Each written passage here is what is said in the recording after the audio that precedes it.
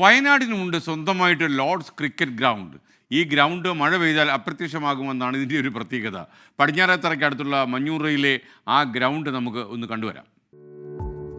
ബാണാസുര മലനിരകൾക്ക് താഴെ വേനലിൽ മാത്രം പ്രത്യക്ഷപ്പെടുന്ന ഒരു പുൽമൈതാനം. അണക്കെട്ടിലെ ജലമൊഴിയുമ്പോൾ തെളിഞ്ഞുവരും മഞ്ഞൂറയിലെ ലോർഡ്സ് സ്റ്റേഡിയം.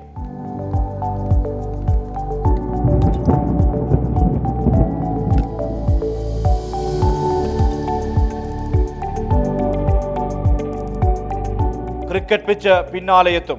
കളിയാരവങ്ങളിലേക്ക് മൈതാനം വഴിമാറും.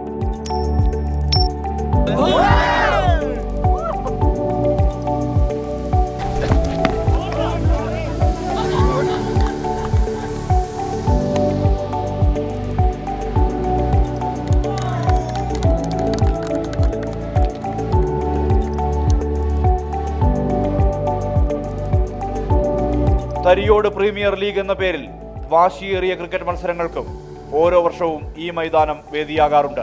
ശരിക്കും നമ്മളെ സംബന്ധിച്ച് ആകെ 2 മാസം മാത്രമാണ് ഈ ഗ്രൗണ്ടിൽ കളിക്കാൻ കിട്ടുള്ളൂ. ബാക്കി എല്ലാ സമയത്തും ഡാമിലെ വെള്ളം കയറിയിട്ട് ഫുള്ള് നല്ലോണം വെള്ളം വരും. അപ്പോൾ മാർച്ച് ലാസ്റ്റൊക്കെ ആകുമ്പോഴത്തേക്കും വെള്ളം വലിഞ്ഞു തുടങ്ങും. അപ്പോൾ നമ്മൾ മെല്ലെ മെല്ലെ കളിച്ചു തുടങ്ങും. ആദ്യം അവിടെ കളിച്ചു തുടങ്ങും, പിന്നെ മെല്ലെ മെല്ലെ നമ്മൾ ഇതിനകത്തേക്ക് വരും.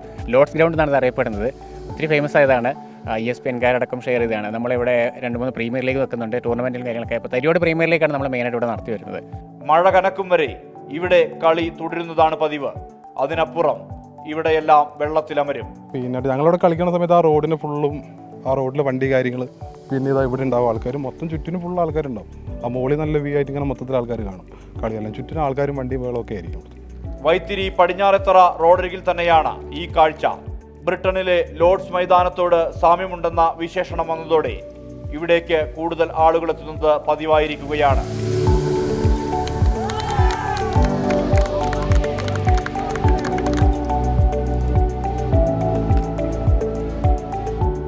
രണ്ട് മാസത്തേക്ക് മാത്രം ഇവിടുത്തുകാർക്ക് കിട്ടുന്ന കളിക്കളം. മഴ കനത്താൽ ബാണാസുര അണക്കെട്ടിൽ വെള്ളം നിറയും. അതോടെ വയനാടിൻ്റെ ലോർഡ്സ് സ്റ്റേഡിയവും വെള്ളത്തിലമരും. പിന്നെ വീണ്ടും പുൽമൈതാനമാകാനുള്ള കാത്തിരിപ്പ്.